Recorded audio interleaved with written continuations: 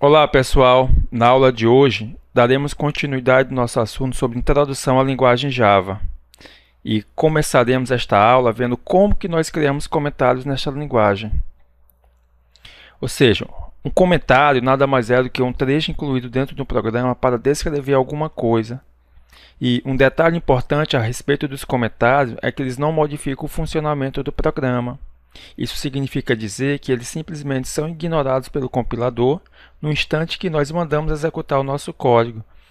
Isto é, eles servem apenas para ajudar o programador a organizar o seu código e, no futuro, quando ele vier dar manutenção nesse código, saiba, por exemplo, como determinada função funciona. Em Portugal, que foi a linguagem de programação na qual vocês já viram, existe apenas uma maneira de nós criarmos comentário, que é utilizando aqui as duas barras.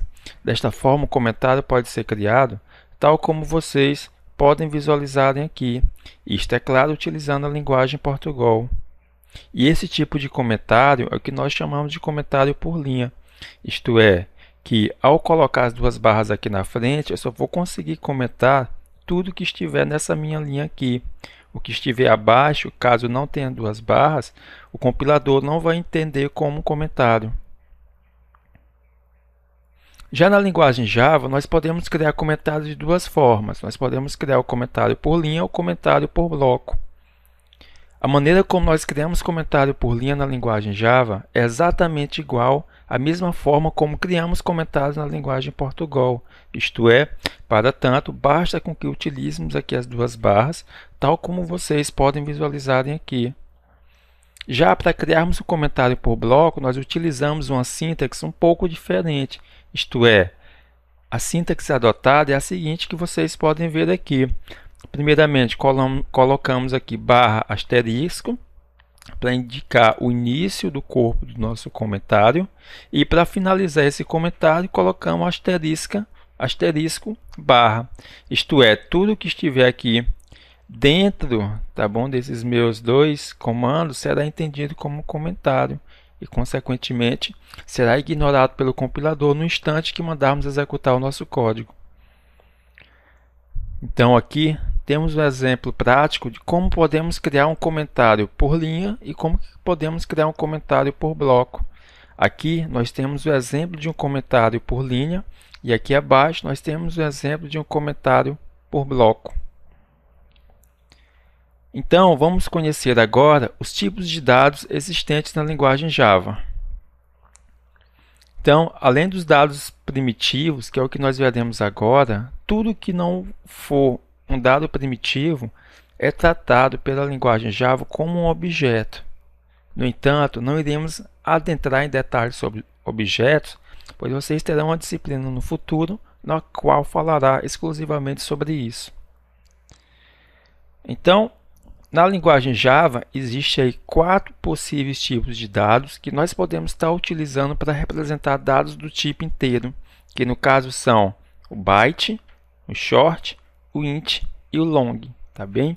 E esses 4 tipos de dados aqui, eles definem variáveis numéricas do tipo inteiro, ou seja, variáveis nas quais aceitam valores numéricos sem casas decimais.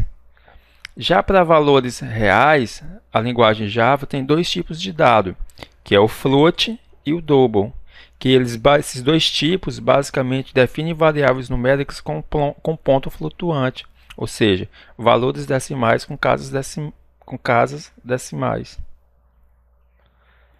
Em seguida, nós temos o tipo SHA, que ele define variáveis para armazenar um único caractere. E os valores atribuídos a uma variável do tipo SHA, obrigatoriamente eles devem estar envolvidos entre um par de aspas simples, tal como vocês podem visualizar neste nosso exemplo aqui.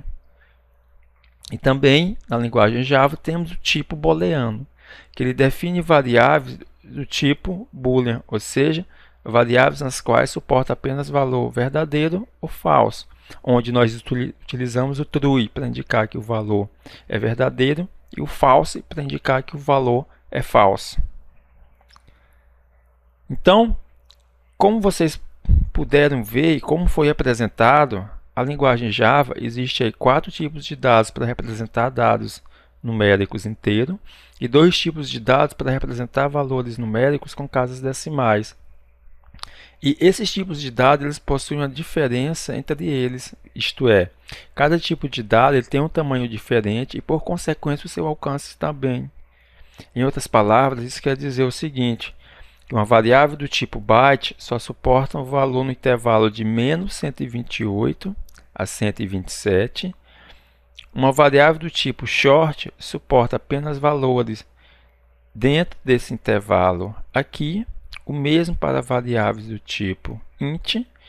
Variável do tipo long suporta valores dentro desse intervalo aqui. Variável do tipo float suporta valores dentro desse intervalo aqui. E variável do tipo double, né, elas conseguem armazenar um valor aí equivalente ao tamanho que a memória do computador suporta. E como foi dito anteriormente, com exceção dos tipos primitivos, né, todos os outros dados são tratados como objeto. O tipo string é um dos objetos aí mais utilizados quando nós estamos programando na linguagem Java. E uma string nada mais é do que uma cadeia de caracteres, isto é, o nome de uma rua, o nome de uma cidade, o nome de uma pessoa. E ao criarmos uma string, os valores atribuídos a uma variável desse tipo obrigatoriamente devem estar envolvidas entre um par de aspas duplas. Então, é importante ficar atento ao seguinte detalhe. Se a variável é do tipo char, os valores obrigatoriamente devem estar envolvidos entre um par de aspas simples. Se a variável é do tipo string, isso significa dizer que os valores devem estar envolvidos entre um par de aspas duplas. Então, agora, uma vez que já vimos os tipos de dados suportados pela linguagem Java, vamos ver agora como que nós declaramos variáveis nesta linguagem. Então, variáveis são locais onde armazenamos valores na memória e toda variável obrigatoriamente é caracterizada por um nome que a identifica em um programa. E também, ao declararmos uma variável em Java, obrigatoriamente precisamos dizer qual tipo de dado que essa variável vai armazenar. Isto é, se é um valor inteiro, se é um valor numérico com casas decimais, se é um string e assim por diante. Então, outro detalhe importante sobre as variáveis é que existem algumas regras de convenção de nomenclaturas que devem ser seguidas no instante que nós formos declará-las. E essas regras são as seguintes. É que o primeiro caractere do nome de uma variável em Java obrigatoriamente deve ser uma letra. Em hipótese alguma, uma variável deve iniciar com um número. E também não é permitido utilizar caracteres especiais, com exceção do underline. Também não é permitido utilizar acentos gráficos e cedilha ou espaços em branco. Não é permitido utilizar palavras-chave da linguagem.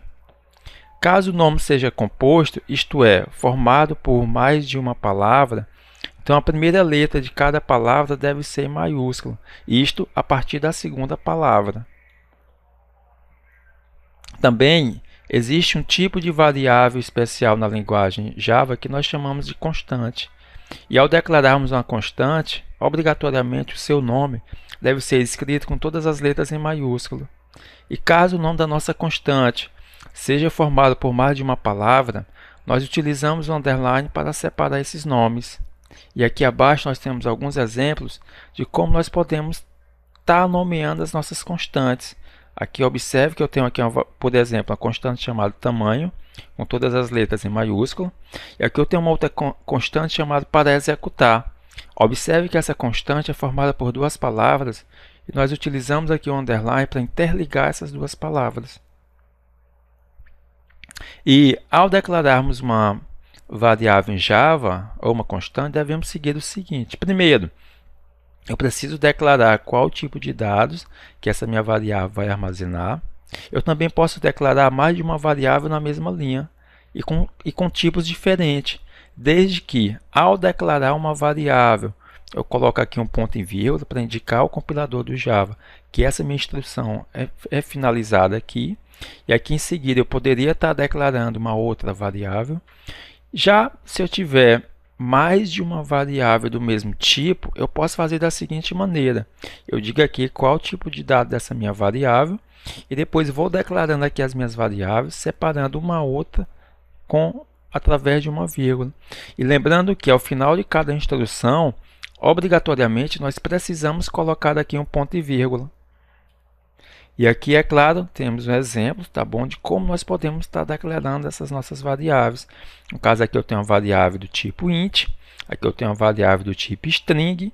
Observem que aqui eu tenho outras duas variáveis, tá bom, declaradas com tipos diferentes. E para indicar o final da instrução ao compilador, nós colocamos aqui um ponto e vírgula. E observem que aqui eu tenho outras duas variáveis separadas por uma vírgula.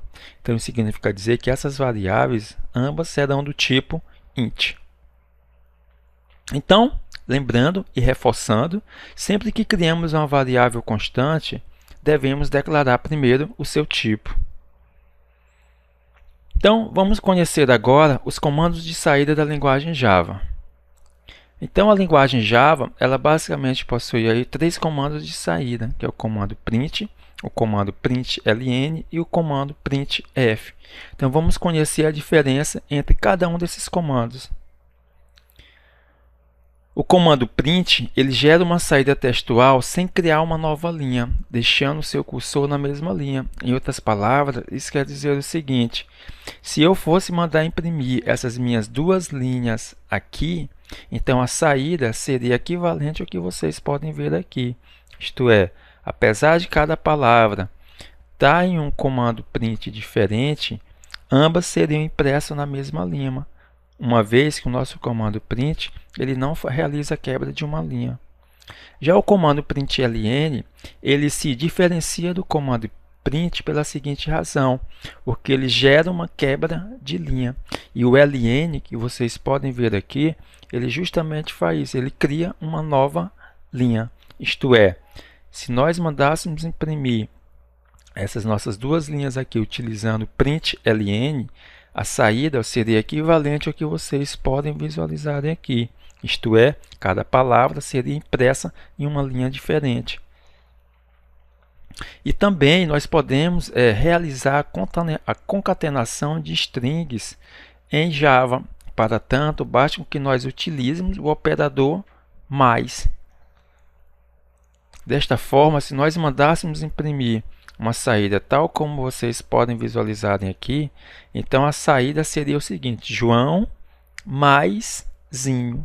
Dessa forma, a saída apresentada seria Joãozinho. Se nós mandássemos imprimir a saída aqui abaixo, passa mais tempo, a saída seria passa tempo. Nos exemplos que nós vamos resolver posteriormente, voltaremos a falar sobre concatenação e isso vai ficar aí mais claro para vocês.